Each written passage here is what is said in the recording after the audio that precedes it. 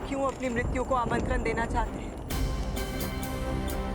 क्या आपको स्मरण नहीं है वो शाप जो नर कुबेर की गुहार के कारण ब्रह्मदेव ने आपको दिया था, जब आपने रंभा की इच्छा के विरुद्ध उन पर बल प्रयोग किया था?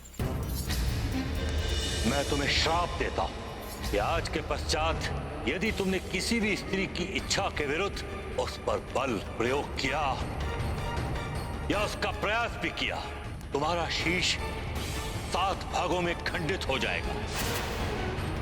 तुम्हारी ये वासना ही एक दिन तुम्हारे विनाश का कारण बनेगी।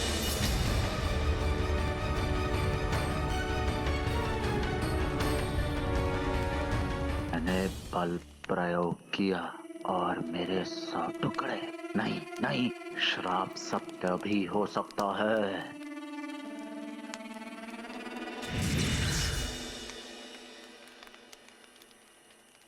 एक नारी का वध आप जैसे महाबली को बिल्कुल शोभा नहीं देता। यदि देवी सीता अपनी इच्छा से आपको स्वीकार नहीं करना चाहती तो आप इन्हें पूर्ण सम्मान के साथ इनके पति के पास वापस भेज दें।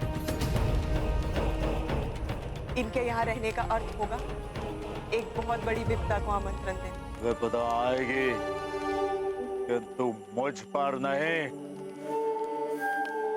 इस पर। सीता, तुम्हें जो अवधि मैंने दी थी उसमें 2 माह और शेष।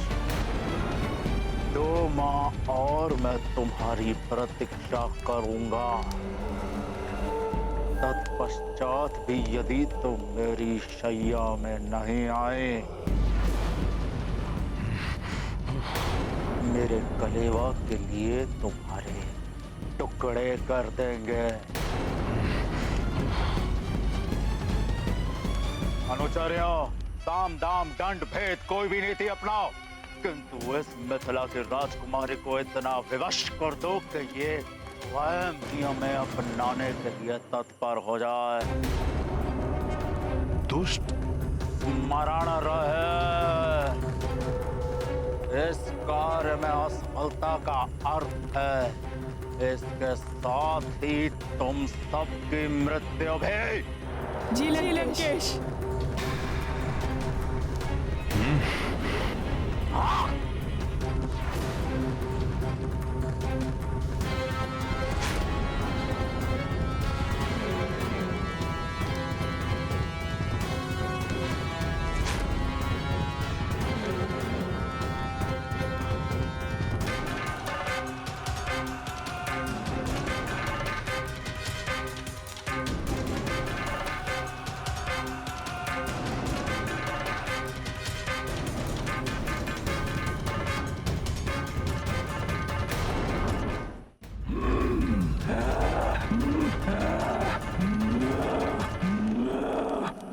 बहुत शांत रह लिया मैं।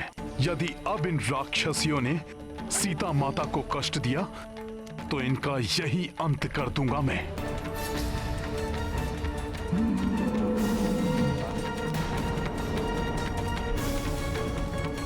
ये राक्षसियां कुछ भी कर लें, किंतु हनुमान के रहते माता सीता को कोई क्षति नहीं पहुंचा सकती। भयभीत करना चाहते हैं ये माता सीता को। मैथिली, लंकेश का अपमान करके तूने अच्छा नहीं किया। इसका दंड तो तुझे निश्चित ही मिलेगा। लंकेश हमारे भगवान है, हम उनका अपमान सहन नहीं करेंगे। तुम्हारी भलाई इसी में है कि भूल जाओ उस भिक्षुकपति को, स्वीकार कर लो महाराज रावण को, अन्यथा हम लोग खा जाएंगे तुम्हें। भोजन बनाओगी राक्षसियों? जिस क्षण तुमने माता सीता को स्पर्श किया वही क्षण तुम लोगों के जीवन का अंतिम क्षण होगा। ये तुम्हारे जीवन का अंतिम क्षण है, स्वीकार कर लो हमारे भगवान लंकेश को। अनुचित है ये सब, किंतु मैं महाराज के आदेश के विरुद्ध कुछ कर भी तो नहीं सकती। हनुमान की सहन शक्ति की सीमाएं लांघ रही हैं ये राक्षसियां। अरे मूर्ख, जिस नर की तुम प्रतीक्षा कर रही हो वो तो तुम्हें कब का बुला चुका, नहीं तो आ नहीं गया होता अब तक। स्वीकार कर लो लंकेश को, भूल जाओ इस वनवासी को, अन्यथा हम सभी तुम्हें खा जाएंगे। प्रभु श्री राम की आज्ञा का पालन करना है, इसलिए अभी इनके बीच जाना उचित नहीं होगा। किंतु माता सीता को प्रताड़ित होते हुए भी नहीं देख सकता, कुछ तो करना होगा।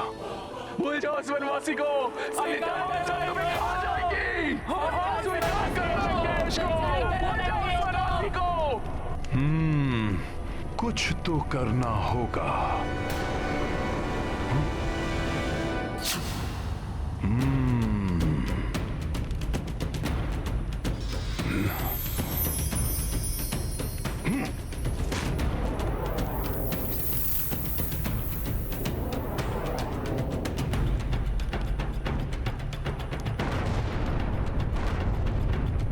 ये क्या?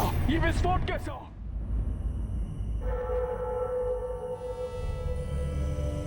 त्रिजटा, ये क्या हुआ? तुम इतना भयभीत क्यों हो त्रिजटा? बताओ, किसने किया ये सब? बोलो त्रिजटा, ये सुदृढ़ मूर्ति किसने ध्वस्त की है? ध्वस्त हो जाएगा सब कुछ, ध्वस्त हो जाएगी ये लंका। मूर्ति की ही भांति विनाश हो जाएगा सारे राक्षस कुल का। क्या अनर्गल प्रलाप किए जा रही है त्रिजटा? क्या हुआ? कैसे हुआ ये? मूर्ति के ध्वस्त होने के बारे में तो मुझे कुछ ज्ञात नहीं है, किंतु अभी अभी मैंने एक स्वप्न देखा है, बहुत भयानक स्वप्न।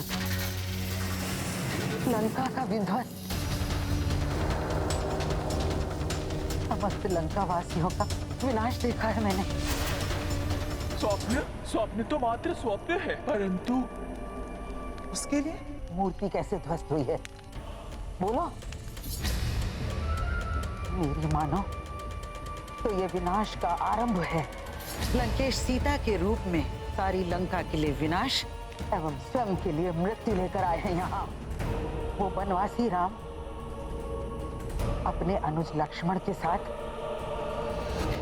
गजराज पर आरूढ़ होकर आए और सीता को लेके लंकेश के पुष्पक विमान में उत्तर दिशा की ओर ले गए और देखा घने रक्तिम मेघों में एक रथ, जिसमें गर्दभ जुटे हुए थे, जो काले वस्त्र और लाल पुष्पहार पहने हुए मृत्यु की देवी का रथ है, और शीश मुड़ाए हुए लंकेश उस पर आरूढ़ हैं, जिन्हें मृत्यु की देवी दक्षिण दिशा की ओर खींच कर लिए जा रही है। और लंकेश के पीछे महाराज कुंभकर्ण, मेघनाथ और अक्षकुमार बंधे हुए खींचे चले जा रहे हैं।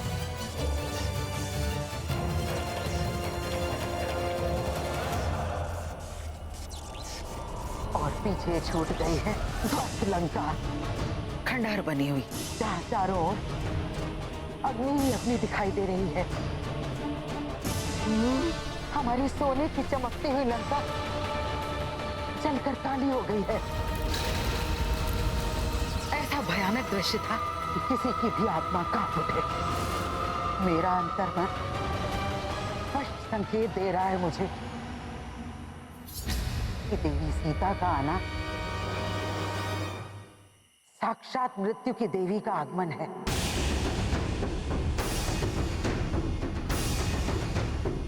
श्री राम की विजय और लंकेश रावण का विनाश निकट ही दिखाई दे रहा है मुझे।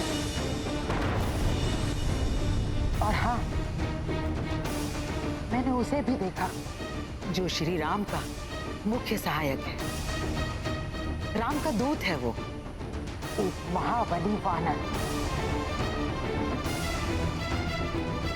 वही हमारी स्वर्ण नगरी लंका को घास फूस की भांति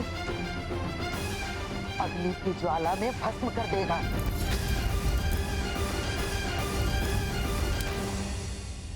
शत्रु कितना भी भयभीत करे, पर आत्मविश्वास के साथ पूरी दृढ़ता से उसका सामना करना चाहिए।